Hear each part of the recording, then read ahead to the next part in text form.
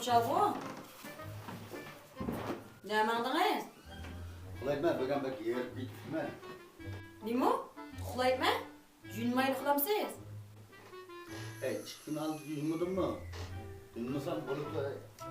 2 kunning oldida yuyungan deb bugun yunmay uxlay qolishibmi? Sen asli talada yunib kelgan gapdigina. Rost gap qila, talad nima chiqib keting bugun zading? Sanık neyim digin ay bu? Bir gün yuyunmay uxlasam bolmamda? Şunun şuncha bo'lar deyish ketamda.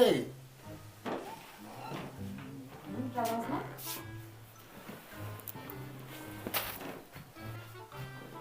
Nima qilaysiz? Yuyunib chiqay. Yuyungiling, tunugun yuyunmay. Bugun nima bilasiz yuyunqanqa? Koy. Yuyunsam bolmamda. Bilmayapsizmi meni? Sen taladagi mekchilaring bilan o'ynab kirib, uy kiriblam yuyunib, hamma sifatni yo'qotmoqchi bo'san, ha? Neyim demekse? Bunu kılsam mı hata? Bunu kılsam mı hata? Maqsadın ben bile uğraşmakçı mısın? Sen bile tan oğuça yunmay boldu hey.